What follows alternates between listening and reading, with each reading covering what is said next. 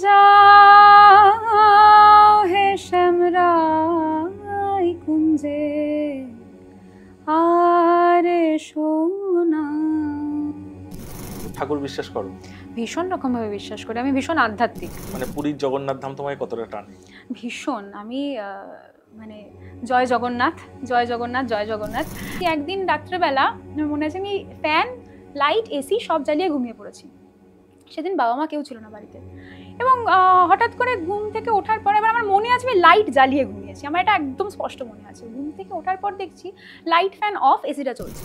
কামাখ্যা মন্দিরে গিয়ে যখন ওই গর্ভগৃহে প্রবেশ করলাম, তখন যে অনুভূতি সেটা আমি ভাষাতীত, বাক্যাতীত, সেটা আমি শেয়ার করতে পারবো না, আমি বলতে পারবো না। জীবনের পথে পিছিয়ে পড়লে তার মানে এই নয় যে তুমি সারা জীবন পিছিয়ে আছো, তুমি রেস্ট নিচ্ছ, তুমি তার পরবর্তী পথটা আরো ভালোভাবে অতিক্রান্ত করতে পারো। প্রত্যেকদিন রাত্রেবেলা ম্যানিফেস্ট করে যদি শুই আমরা, একটা পিরিয়ড আসবে, একটা সময় আসবে যে তোমার সঙ্গে সেই ম্যানিফেস্টেশনটা কানেক্ট হয়ে যাবে এবং সেটা ঘটিয়েছে, তুমি ঘটে গেছে। কার বাণী তোমাকে বেশি টানে? শ্রীকৃষ্ণের ভগবত গীতা তো অবশ্যই আছে। আমার মা বলেছেন প্রত্যেকদিন তুমি ঠাকুর ঘরে যখন যাবে স্নান করে দুটো করে শ্লোক দুটো করে শ্লোক তুমি পড়বেই। বিজ্ঞানে তো ঈশ্বর কণা আবিষ্কার হয়েছে, তার নাম ঈশ্বর কেন? নিশ্চয়ই ঈশ্বরের সঙ্গে কানেক্টিভিটি রয়েছে, তাই ঈশ্বর কণা। তন্ত্র বিশ্বাস করো বা ব্ল্যাক সাইড একটা আছে বা ব্ল্যাক ম্যাজিক আছে? তন্ত্র মানে কি ওর ক্ষতি করে দেবো, ওকে বান মেরে দেবো? আমার মনে হয় না এটা তন্ত্র, আমি এটা বিশ্বাস করি না। ভগবত গীতায় শ্রীকৃষ্ণ বলেছেন যে তুমি কাজ করে যাও, তো ফলের আশা করো না। তুমি যদি ভালো কর্ম করো তুমি ভালো ফল পাবে, এটা তুমি নিশ্চিন্তে বিশ্বাস রাখতে পারো। যার মধ্যে প্রেম থাকবে সে আধ্যাত্মিক হবেই, এটা শ্রীকৃষ্ণ বলেছেন যে তুমি প্রেমে থাকো। প্রেম মানে কি? মানে ভালোবাসায় থাকো। তোমার বোলপুরে গেলে কেমন লাগে? আমার তো শুধুমাত্র ওই উপাসনা গৃহটাই দেখতে এবং ওখানে ওর কাছাকাছি যেতেই যা ভালো লাগে, মানে শান্তিনিকেতনে। পুনর্জন্ম বা আফটার ডেথ, এই নিয়ে তোমার কি মতামত? এই নিয়ে তো আমার একটা স্টোরি ছিল, আমি তো সেই স্টোরিটাকে পূর্ণতা দিতে চাই। তুমি কি কোনো সময় স্বপ্নে দেখো তোমার কোনো পূর্বজন্মের কিছু মাথায় আসে? আমি ভীষণ রকম ভাবে চাই দেখতে, বিশ্বাস করো যে আমি কিরকম ছিলাম। নমস্কার বন্ধুরা, আজকে আমরা আমাদের সঙ্গে পেয়ে গেছি রাজন্যা দিকে, মানে রাজন্যা হালদার। নমস্কার দিদি। নমস্কার। আচ্ছা, প্রথমত বলি, সেটা হচ্ছে তোমার পলিটিক্যাল সাইডটা তো সবাই জানে, সব দর্শকরাই জানো দিদি কিসের সঙ্গে যুক্ত বা দিদির রাজনৈতিক মতাদর্শ সবকিছু, কিন্তু আজকে আমার সঙ্গে যে কারণে এই পডকাস্টে দিদিকে পেয়েছি সেটা হচ্ছে দিদির স্পিরিচুয়াল সাইডটা আমরা জানবো, একদম একটা অন্য দিক, ভিন্ন দিক, যেটা হয়তো আমি জানি আজ পর্যন্ত কোনো পডকাস্ট বা কোনো ইন্টারভিউ হয়তো এই দিকগুলো তোমরা জানতে পারোনি। তো দিদি, প্রথমেই জিজ্ঞাসা করবো, ঠাকুর বিশ্বাস করো? ভীষণ রকম ভাবে বিশ্বাস করি, আমি ভীষণ আধ্যাত্মিক। মানে আমার বাড়িতে 24 ঘন্টা 24x7 হরে কৃষ্ণ হরে রাম, রাম নাম চলছে। মানে একটা ক্যাসেট আছে, সেটা 24 ঘন্টা চলছে। আমি একদম তোমার ফ্যামিলি থেকে শুরু করব, সেটা হচ্ছে তোমার মা বাবাও ডেফিনেটলি ঠাকুরে বিশ্বাস করেন বা তাদের কাছ থেকে তুমি এই কালচারটা পেয়েছো, তো সেইটা নিয়ে তোমার বড় হয়ে ওঠা এই ব্যাপারগুলো নিয়ে যদি একটু আমাদের বন্ধুদের শেয়ার করো। আসলে আমি যে পরিবারের মেয়ে, সেখানে অনেক বড় করে কৃষ্ণ পুজো হয়, এবং বৈষ্ণব নই আমি, কিন্তু আমরা কৃষ্ণের উপাসক। এবং আমাদের পরিবার জয়নগরের মজিলপুরে, যেখানে আমাদের বাড়ি বিষ্ণুপুর, তো সেখানে আজ থেকে 1000 বছর আগে ওখানে একটা ভুড়ে বলে, মানে একটা পুকুর মতো রয়েছে, সেখান থেকে রাধা কৃষ্ণর মূর্তি পাওয়া গিয়েছিল। আচ্ছা। তো সেই মূর্তিটাই 1000 বছর আগে পাওয়া গিয়েছিল, এবং সেই মূর্তিটাই পুজো হয় আমাদের পরিবারে। এবং পালা পড়ে, বিভিন্ন সময় দোল উৎসব, জন্মাষ্টমীতে বিভিন্ন সময় বড় করে আয়োজন হয়, বড় করে অনুষ্ঠান হয়, পুজো হয়। তো সেই অর্থে সেই দিক থেকে দেখতে গেলে আমি পরিবার থেকেই সেটা পেয়েছি, এবং আমি কৃষ্ণর ভীষণ রকম উপাসনা করে থাকি, কৃষ্ণের ভীষণ রকম উপাসক। তার সঙ্গে আমি আমার মামার বাড়ির দিক থেকে যেটা পেয়েছি সেটা হচ্ছে শক্তির আরাধনা, মানে মা কালী, মা দুর্গার আরাধনা। তো আমার রক্তে কৃষ্ণও রয়েছে, আবার কালীও রয়েছে, মানে আধা কালী আধা কৃষ্ণ। তা এই পুজোটা কখন হয় তোমার দেশের বাড়িতে, মানে এই উৎসবটা? বেসিক্যালি এটা হয় হচ্ছে দোল পূর্ণিমার সময়। জন্মাষ্টমীতে এমনি তো হয়, দোল পূর্ণিমায় এই উৎসবটা আরো বড় করে হয়, বৃহৎ করে হয়। এবং এটা প্রত্যেকের পালা পড়ে, মানে 12 বছর অন্তর অন্তর, যেহেতু দাদুদের অনেক ভাই ছিল, প্রত্যেকের 12 বছর অন্তর অন্তর করে পালা পড়ে। এবার 12 বছর টাইম স্পেন্ড তো অনেকটা, তো সেই অর্থে দেখতে গেলে ওই 12 বছর পর যখন আসে ওটা একটা বৃহৎ আকার ধারণ করে। মানে শ্রীকৃষ্ণকে কোলে করে দোলানো হয়, আবার শ্রীকৃষ্ণ আর শ্রী রাধার মিলন হয় এবং দোলনা থাকে, বাজি থাকে, পালকি করে শ্রী রাধা আসছেন, বিভিন্ন রকমের রিচুয়ালস থাকে যেগুলো পালন করা হয়। বাহ। আচ্ছা, আমি তো জানি যে ডেফিনেটলি তুমি বলরাম, জগন্নাথ, সুভদ্রা এদের মূর্তিও তোমার বাড়িতে আছে। একদম একদম, তুমি গিয়ে দেখেওছো সেটা। তো পুরী, মানে পুরীর জগন্নাথ ধাম তোমায় কতটা টানে? ভীষণ। আমি মানে জয় জগন্নাথ, জয় জগন্নাথ, জয় জগন্নাথ। আমি জগন্নাথ দেবের কাছে মানে সুযোগ পেলেই যাওয়ার চেষ্টা করি। এবার বিষয়টা হচ্ছে, তো এটা তো আর আমার ইচ্ছায় কিছু হয় না, সব মহাপ্রভুর ইচ্ছায় হয়। তো যদি উনি টানেন তো ওরকম বছরে আমাদের যাওয়াই হয়ে থাকে দুবার, কোনো কোনো বছর এমন হয়েছে 3 বার চলে গেছি, আবার কোনো কোনো বছরে একবারও যেতে পারিনি। তো আমার মনে হয় এটা তার ইচ্ছার উপর নির্ভর করে। এবং এই জগন্নাথ ধামের যে মাহাত্ম্য সব থেকে ভালো লাগে আমার, মানে ছোটবেলায় অনেক অনেক আমরা অলৌকিক ঘটনা শুনেছি, কাহিনী শুনেছি যে মন্দিরের ওপর যে ধ্বজা, সেই ধ্বজা হাওয়ার বিপরীত দিকে, অর্থাৎ হাওয়ার দিকে না, হাওয়ার বিপরীত দিকে ওড়ে। এবং তারপর এটা শুনেছি যে এটা আমার সব থেকে বেশি ইন্টারেস্টিং লাগে, যে যেখানে রান্না করা হয় সেখানে সব থেকে নিচের যে হাঁড়িটা, সেটাও ঠিক যতটা পরিমাণ রান্না হয় তাতে যতটা পরিমাণ গরম হয়, রান্নাটা সেদ্ধ হয়, তার সব থেকে উপরে যে হাঁড়িটা থাকে সেটাও সেই সমপরিমাণ সেদ্ধ হয় বা গরম হয়। মানে সত্যি, যেটা সায়েন্টিফিক্যালি তো ব্যাখ্যা নেই। একদমই তাই। এবং রান্নাঘরে শুনেছি যে রান্নাঘরে জল আসে, যে জলটা বলা হয় সরস্বতী নদীর জল। আমি সত্যি জানি না, আমি এর বৈজ্ঞানিক ব্যাখ্যা দিতে পারবো না, পৌরাণিক ব্যাখ্যা হয়তো দিতে পারবো, কিন্তু আমার মনে হয় যে এই যে মাহাত্ম্য, জগন্নাথ ধামের মাহাত্ম্য, সেই মাহাত্ম্যকে আমরা কখনোই সায়েন্টিফিক্যালি বিচার করতে পারবো না। এই সরস্বতী নদীর জল, যেখানে সরস্বতী নদী কোথাও দেখা যায় না, উৎসতে দেখা যায় এবং খানিক আমাদের প্রয়াগরাজে দেখা যায়, ওখানে কিভাবে আসছে পুরীর জগন্নাথ মন্দিরে, তো সেই ব্যাখ্যা সত্যি আমার পক্ষে দেওয়া সম্ভব। খুব ভালো। এইরকম ডেফিনেটলি বহু মন্দির, বহু ধর্মস্থানে এরকম অনেক অলৌকিক ঘটনা ঘটে থাকে, কিন্তু আমাদের জীবনেও তো অনেক সময় অনেক কিছু ঘটে যেগুলোর হয়তো ব্যাখ্যা আমরা পাই না।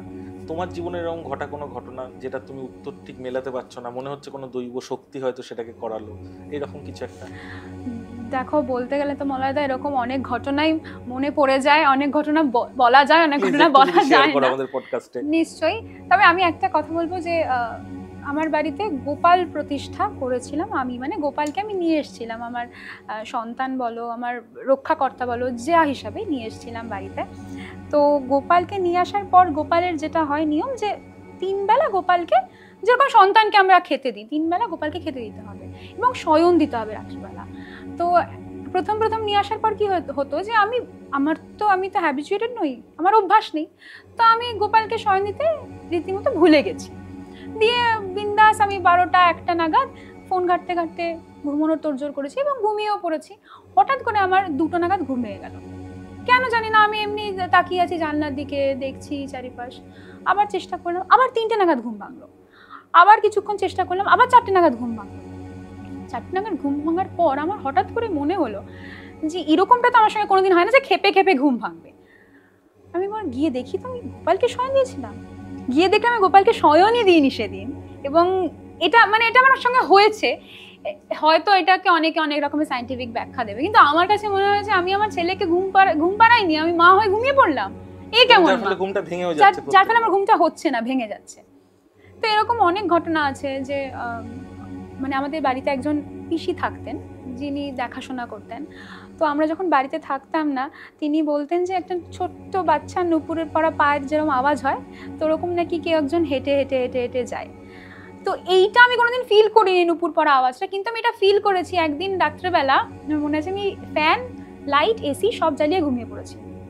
সেদিন বাবা মা কেউ ছিল না বাড়িতে, এবং হঠাৎ করে ঘুম থেকে ওঠার পর, এবার আমার মনে আছে আমি লাইট জ্বালিয়ে ঘুমিয়েছি, আমার এটা একদম স্পষ্ট মনে আছে। ঘুম থেকে ওঠার পর দেখছি লাইট, ফ্যান অফ, এসিটা চলছে। মানে এটা তো অবশ্যই আমি তো করিনি বন্ধ, কিন্তু আমার মধ্যে না হঠাৎ করে এটা কাজ করলো, তাহলে কে বন্ধ করেছে? নিশ্চয়ই গোপাল দেখছে যে মা অঘরে ঘুমিয়ে পড়েছে, লাইট আর ফ্যানটা জ্বালিয়ে, ঠান্ডা লাগবে, মায়ের লাইটটা, ফ্যানটা অফ করে দিই, লাইটটা অফ করে দিই। মানে এটা আমার মনে হয়েছে, এগুলো আমার মনে হওয়া। সাংঘাতিক সাংঘাতিক। আচ্ছা, আমাকে একটু বলো, সেটা হচ্ছে তুমি তো অনেক সময় লং ড্রাইভে বেরিয়ে যাও, তো এরকম তুমি তো কামাখ্যা দর্শনও করেছো, সেইটার কিছু অনুভূতি? এটা খুব ভালো একটা অনুভূতি। আমি খুব একটা টাইম ছিল যেই সময়টার মধ্যে দিয়ে আমি একটা টানাপোড়েনের মধ্যে দিয়ে যাচ্ছিলাম, হয় আর সবার জীবনেই আসে, এবং অদ্ভুতভাবে সেই সময় মা কামাখ্যার কাছ থেকে আমি ওই টানটা অনুভব করেছি যে মা চাইছে যে তুই আয়, এসে সলিউশনটা নিয়ে যা, অন্তত একটু শান্ত হ তুই। তো সেরকমই একটা টানাপোড়েনের সময় আমি গিয়েছিলাম কামাখ্যা মন্দিরে, এবং আমি তোমাকে বলছি মলয়দা, কামাখ্যা মন্দিরে যাওয়াটা আমার প্রি প্ল্যান্ড ছিল না, মানে এটা হঠাৎ হয়ে গেছে। আমি গিয়েছি ওখানে ঘুরতে যাওয়ার পর আমরা গেছিলাম মেঘালয় ঘুরতে যাওয়ার পর আমাদের ফিরে আসার কথা, দুদিন আমাদের এক্সটেন্ড করতে হলো, থাকতে হলো কোনো একটা বিশেষ কারণে, এবং থাকার সময় হঠাৎ করে প্ল্যান হলো তাহলে কামাখ্যা মন্দিরে যাই, এবং কামাখ্যা মন্দিরে গেলাম। কামাখ্যা মন্দিরে গিয়ে যখন ওই গর্ভগৃহে প্রবেশ করলাম, তখন যে অনুভূতি সেটা আমি ভাষাতীত, বাক্যাতীত, সেটা আমি শেয়ার করতে পারবো না, আমি বলতে পারবো না। এবং তারপর ওইখান থেকে ঘুরে আসার পর আমার, তুমি কি ফিল করলে? মনে হলো এখানে সত্যি একটা দৈব শক্তি আছে, অসম্ভব। এবার দেখো ওখানে না তাড়াহুড়ার মধ্যে থাকে, মানে যারা ওখানে থাকে পান্ডা বলো, পূজারি বলো, যাই বলো, তারা বড্ড তাড়াহুড়ার মধ্যে থাকে, কিন্তু আমি এটা কোণে গিয়ে চুপটি করে একটু দাঁড়িয়েছিলাম, মানে হয়তো আমি লুকিয়েই ওদের থেকে সময় চুরি করে নিয়েই দাঁড়িয়েছি। ঘরটা যথেষ্ট অন্ধকার, এবং যে স্রোত প্রবাহ আসে, মানে যেটা ধরো আমরা জল বলে থাকি, যাই বলে থাকি, সেটা আসে, এবং সেটা যখন মাথায় ছোঁয়ানো হয়, চোখে ছোঁয়ানো হয়, মুখে ছোঁয়ানো হয়, এবং সেটা যদি তুমি ফিল করো, ঘরের মধ্যে একটা অদ্ভুত রকমের উষ্ণতা রয়েছে, উষ্ণতা ঠিক বলবো না, মানে একটা তাপ রয়েছে, যেই তাপটা তুমি অনুভব করলে তোমার মনে হবে তোমাকে আর একবার যেতে হবে ওখানে, মানে টানবেই মা, টানবে, ওটা ইচ্ছা করতেই হবে, বাধ্য, তুমি টানবেই মা। তো আমার ক্ষেত্রে সেটা হয়েছিল, আমি উষ্ণতাটা অনুভব করেছি, এবং তার পরবর্তী জীবন আমার আরো অনেক অন্যরকম হয়েছে, ভালো দিক থেকে, মানে টানাপোড়েন থেকে আমি বেরিয়ে এসেছি, এবং অন্যরকম একটা চেতনা নিয়ে, চিন্তা নিয়ে আমি কাটাতে পেরেছি। ওখানে গিয়ে কোনো সন্ন্যাসী বা নাগা সন্ন্যাসীদের সঙ্গে দেখা হয়েছে? হ্যাঁ, দেখা তো হয়েছেই। আমরা যদিও খুব কম সময়ে নিয়ে গিয়েছিলাম, কিন্তু মায়ের কাছে তো আর কম সময় নিয়ে গেলে হবে না, দেখা তো হয়েছে, কিন্তু সেভাবে ইন্টারাকশন হয়নি, কথা হয়নি। কিন্তু এই সেম জিনিসটা আমার হয়েছিল প্রয়াগরাজে, যখন ওই কুম্ভ মেলায় গিয়েছিলাম, তো তখন একটা ইন্টারাকশন হয়েছিল, এবং অদ্ভুত, মানে অদ্ভুত অনেক কথাবার্তা, অদ্ভুত রকমের আমরা তথ্য জানতে পারি, গুহ্য সাধনার ব্যাপারে জানতে পারি, যেগুলো আমরা সত্যি জানি না, সেরকম অনেক সাধনার ব্যাপারে, সব তো হয়তো ওরা বলবে না খুলে, তো সেরকম অনেক রোমাঞ্চকর ঘটনা সেখানে রয়েছে আর কি।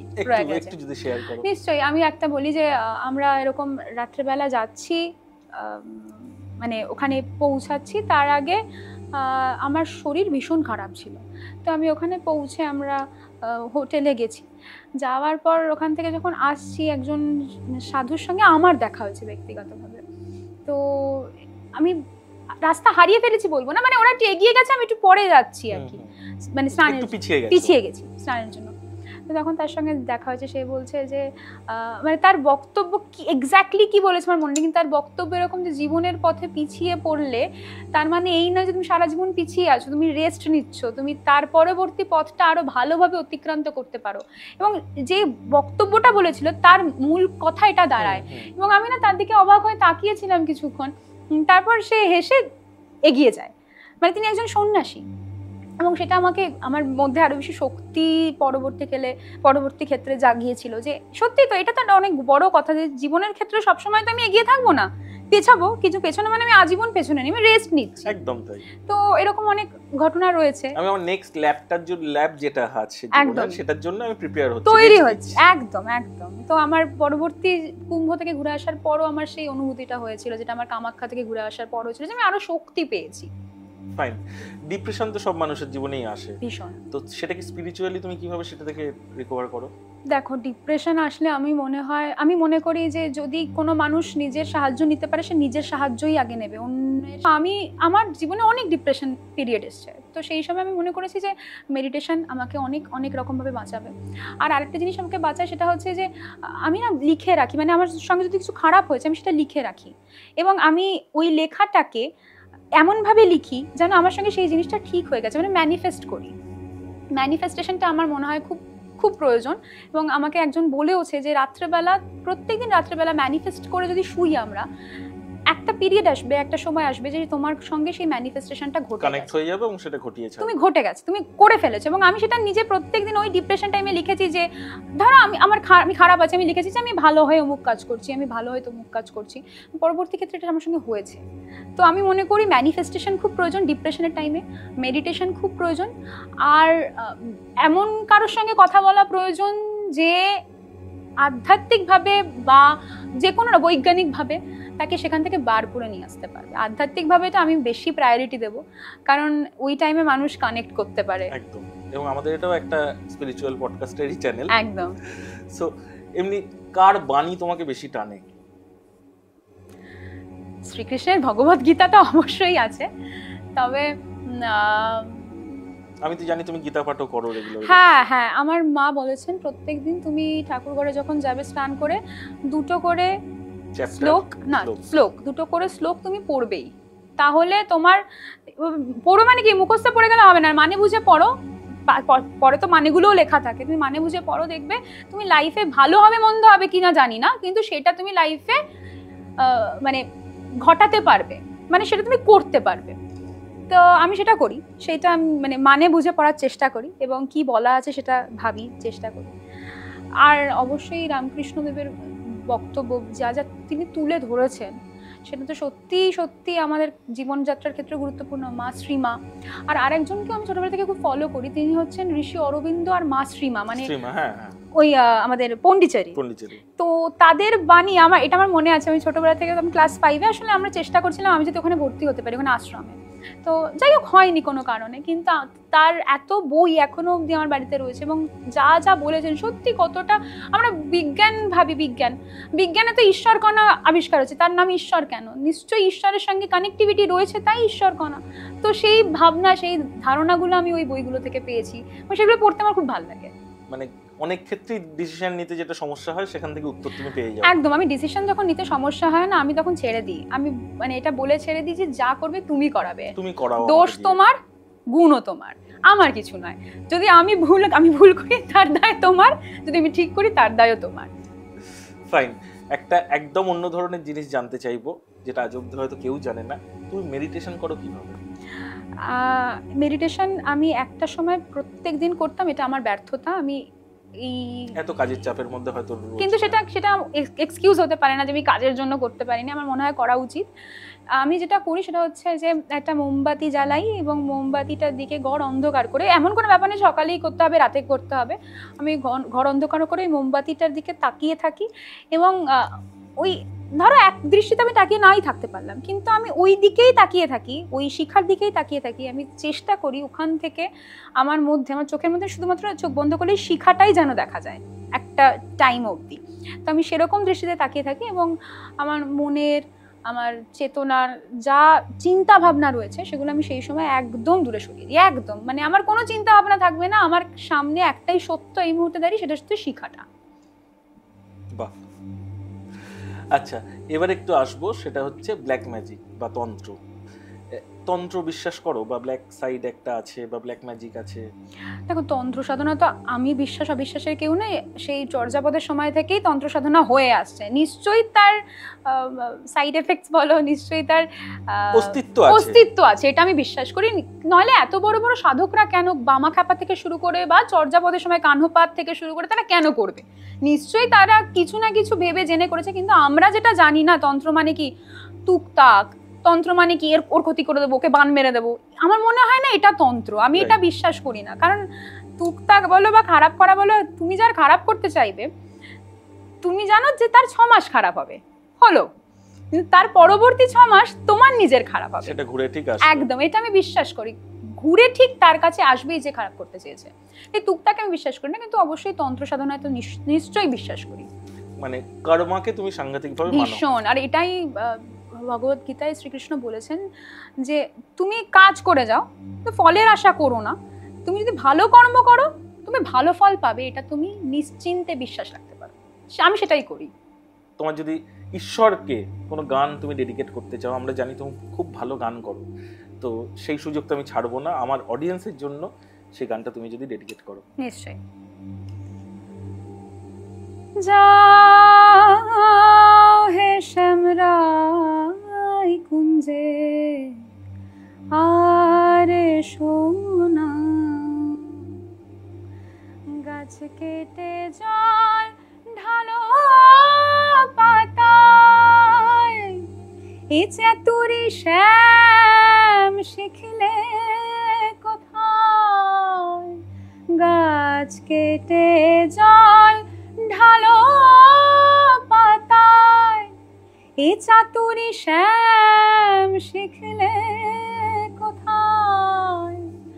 উচিত ফল পাবা হেথায়, উচিত ফল পাবা হেথায়, তুমি নইলে তো টের পাবা না। যাও হে শ্যাম রায় কুঞ্জে আরে সোনা। অসাধারণ অসাধারণ দিদি। আচ্ছা, তোমাকে রবীন্দ্রনাথের লেখা কতটা টানে? আমার তো মনে হয় রবীন্দ্রনাথ ঠাকুরের লেখার মধ্যে অনেক বেশি সাধনার কথা রয়েছে। এক্স্যাক্টলি, আমি ওই পয়েন্টটাতেই আসতে চাইছি যে উনি কতটা স্পিরিচুয়াল ছিলেন, কারণ ওনার অনেক গানের মধ্যেই কিন্তু আমরা এই পার্টগুলো পাই। একদম, আমার তো মনে হয় সব থেকে বেশি স্পিরিচুয়ালিটি ওনার মধ্যে ছিল। আর এই প্রসঙ্গে আমি একটা কথা বলি, কেন স্পিরিচুয়ালিটি ছিল, কারণ যার মধ্যে প্রেম থাকবে সে আধ্যাত্মিক হবেই। এটা শ্রীকৃষ্ণও বলেছেন যে তুমি প্রেমে থাকো। প্রেম মানে কি? মানে ভালোবাসায় থাকো, মানুষের প্রতি মানুষের ভালোবাসায় থাকো, মানুষের প্রতি জীব জড়ের ভালোবাসায় থাকো। তো আমার মনে হয় রবীন্দ্রনাথ ঠাকুর সেটা তার জীবনের ক্ষেত্রেও অ্যাপ্লাই করেছিলেন, তার লেখার ক্ষেত্রেও করেছেন এবং তার ভাবনার ক্ষেত্রেও করেছেন। বাহ, তোমার বোলপুরে গেলে কেমন লাগে?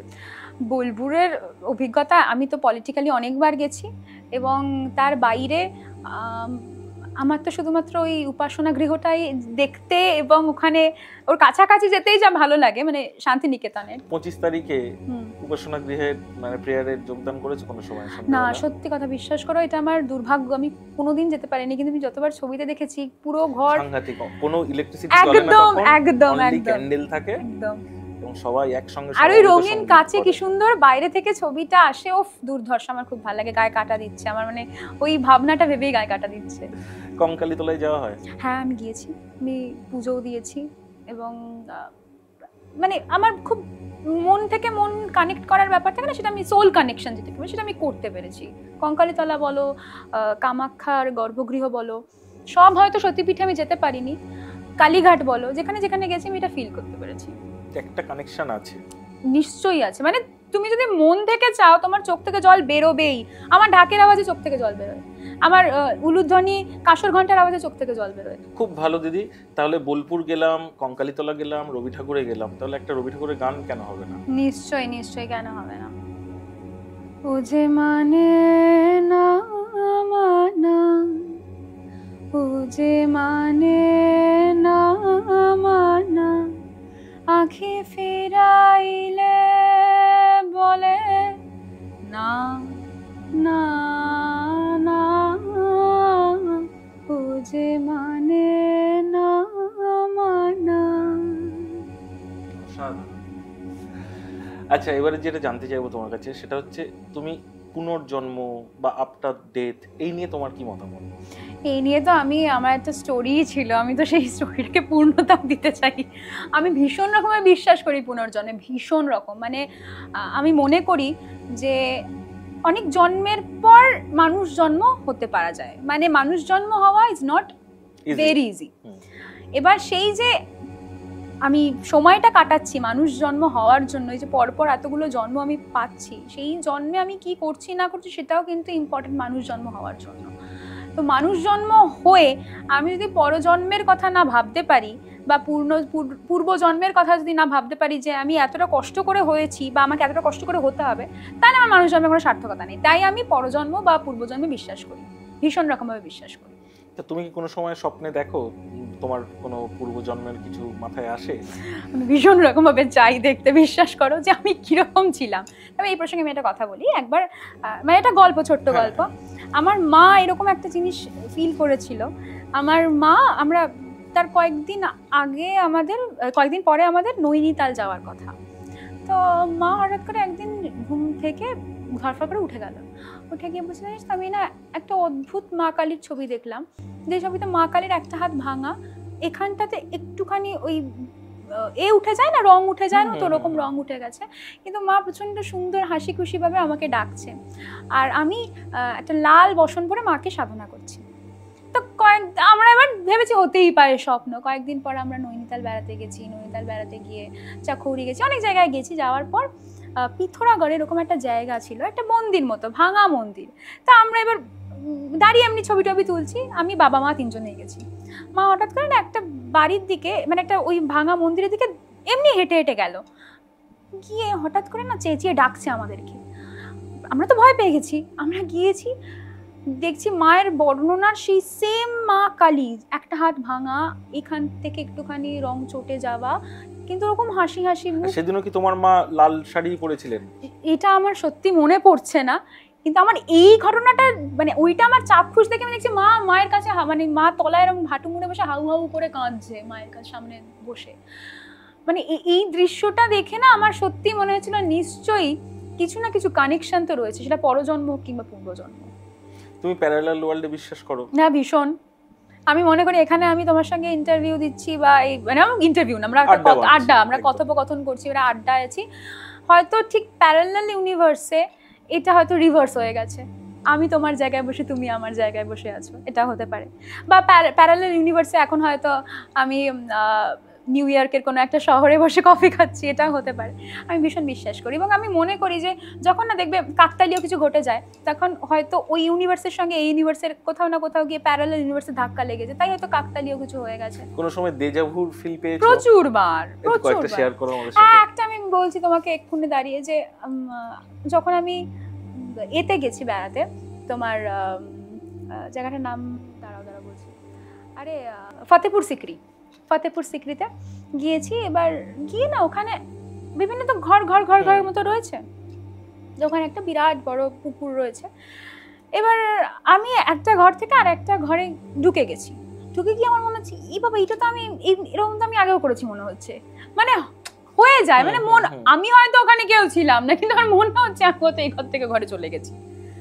তারপরে অনেক ক্ষেত্রে হয়েছে, ধরো কোনো একটা কাজ করতে গেছি, আমি সেই কাজটা করতে গিয়ে আমার মনে হয়েছে এই কাজটা তো আমার মনে হচ্ছে আমি আগেও করেছি, মানে হয়ে যায় এরকম, বিভিন্ন রকমের খেয়াল এরকম চলে আসে বিভিন্ন ক্ষেত্রে। স্বপ্নে কোনো সময় দেখেছো ভবিষ্যৎ, যেটা দেখেছো আবার পরে দেখলে যে একদম সেম ওই ডিটোর জিনিসটাই হলো? এটা তো আমি ভীষণ দেখি, এবং আমি খারাপটাই দেখি। আমার খারাপ স্বপ্ন দেখা মানে সেটা হবেই, কিন্তু সেই খারাপটা হয়েওছে হয় ফিউচারে গিয়ে, হয় অনেক ক্ষেত্রে, কি প্রায় সব ক্ষেত্রেই আমি খারাপ স্বপ্ন দেখা মানেই আমার মধ্যে আতঙ্কটা তৈরি হয়। এটা আমি মনে করি ম্যানিফেস্টেশনের জন্য হয়, মানে আমি যে খারাপ স্বপ্নটা দেখেছি আমার মধ্যে তো ওই ম্যানিফেস্টেশনটা চলতে থাকছে, যে তার মানে এটা হয়ে গেল, তাই জন্যে হয়তো আমার সঙ্গে খারাপটা ঘটেছে। কারণ খারাপ মানুষকে বেশি আকর্ষণ করে, দেখবে মানে খারাপ হলে মানুষ বেশি চিন্তিত বা আতঙ্কিত থাকে, তাই জন্যই ওটা হয়। আমি এটা মনে করি এটা ম্যানিফেস্টেশনের জন্য, ওটা এরকম নয় যে স্বপ্নটা ঘটেছে, ওটা মানুষ ম্যানিফেস্ট করে, তাই বেশি ভাবছো সেটার জন্য হয়। এবং আমি এরকম অনেক কিছু ম্যানিফেস্ট, আমি এরকম অনেক ভালো স্বপ্ন দেখেছি, মানে ভগবান কেন্দ্রিক অনেক স্বপ্ন। আমি সেটা হয়তো আমার বলে দিলে ফলবে কি ফলবে না আমি জানি না, না আমরাও চাই ডেফিনেটলি সেটা ফলুক, তো আমি সেটা ম্যানিফেস্ট করছি, এখন দেখা যাক সেটা কি হয়। ডেফিনেটলি সেটা হবে, ভগবান নিশ্চয়ই ঘটাবেন। আচ্ছা, এবারে জিজ্ঞাসা করব ভগবানের ঠিক ব্যাক সাইডটা, মানে ভূত বা নেগেটিভ এনার্জি, এটা বিশ্বাস করো? নিশ্চয়ই, এটা তো পজিটিভ এনার্জি থাকলে নেগেটিভ কেন থাকবে না, দুটো তো প্যারালাল। কোন সময় ফিল পেয়েছো প্যারানর্মাল কিছু? আমি সত্যি কথা বলি, আমি মানে আমি বললাম না আমি অতটা সৌভাগ্য আমার নেই, যে আমার দুর্ভাগ্যই, কারণ আমি না পজিটিভটা আমি যেভাবে ফিল করেছি নেগেটিভটা আমি সেভাবে ফিল করিনি, এটা আমার দুর্ভাগ্যই বলছি, কারণ আমি মনে করি সব এনার্জিরই কোনো না কোনো গুরুত্ব রয়েছে লাইফে। তবে হ্যাঁ, মানে আমি কিন্তু কিছু দেখিনি কোনোদিন চোখে, আমি মিথ্যা কথা বলবো না, আমি দেখেছি। তবে কিছু কিছু ক্ষেত্রে, যেরকম আমার ঠাকুরদা মারা যাবার পর যতবার আমি বাড়িতে একা থেকেছি, আমার মধ্যে একটা কিছুভাবে কাজ করেছে যে নিচের ঘরে ঠাকুরদার ঘরে তো ঠাকুরদা রয়েছে, টিভি চলছে, টিভি দেখছে, এটা মানে ওনার প্রেজেন্সটা পুরো ফিল করছি, পুরো আমি পুরো প্রেজেন্সটা ফিল করেছি। এবং বাবা মা নেই বাড়িতে, সারা দিন সারা রাত নেই, আমি একা আছি, কিন্তু আমি ইচ্ছা করে দাদুর ঘরে গিয়ে বসে থাকি, আমার ভাল লাগে, আমার ঠাকুরদার ওই এটা মানে আমার ভাল লাগে, যদি ঠাকুরদার সেই এটা আমার কাছে লাগে, সেই অরাটা, কিন্তু সেই ভাইবটা তুমি পাই। এবং সেই গন্ধ পাই মাঝে মাঝে। ধরো কোনো একটা খুব দাদু পছন্দ করতো যে আমি আমার টিচিং প্রফেশনে বেশি মনোযোগ দিই। তো আমি যখন কলেজ যেতে চাই, প্রথম দিন কলেজ যাওয়া শুরু করি, এবার ধরো আমি রেডি হয়ে বাড়ি থেকে বেরোচ্ছি, গিয়ে কলেজের গেটে পাটা জাস্ট রেখেছি, হঠাৎ করে দাদু সেই গন্ধটা, মানে সেটা অদ্ভুত রকমভাবে আমি পেয়ে যাই। এটা হয়তো আমার মন থেকে তৈরি হয়েছে তাই। তবে আমরা সান্দাকফু বেড়াতে গিয়ে কিন্তু একবার একটা মানে ভয়ঙ্কর সিচুয়েশনের সম্মুখীন হয়েছিলাম। একটু শুনবো।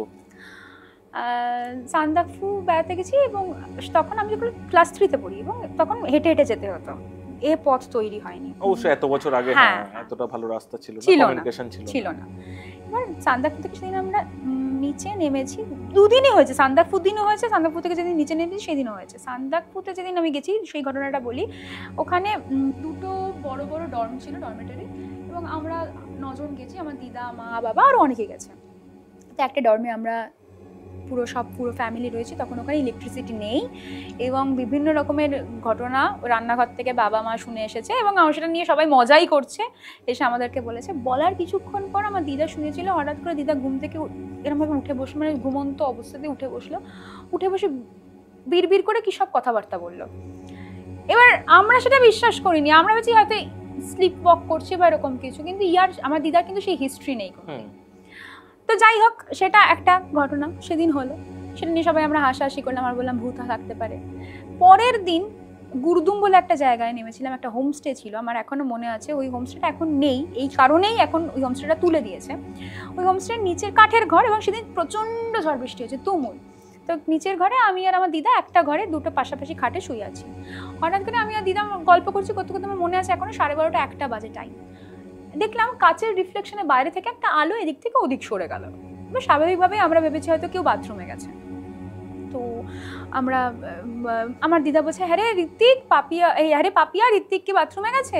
বারবার জানতে চাইছে, ডাকছে। তো ডাকাডাকির পর সবাই নিচে এসে বলছে যে এই পাপিয়া, ঋত্বিক কি বাথরুমে গেছে? বুঝে না, তো কেউ তো যায়নি।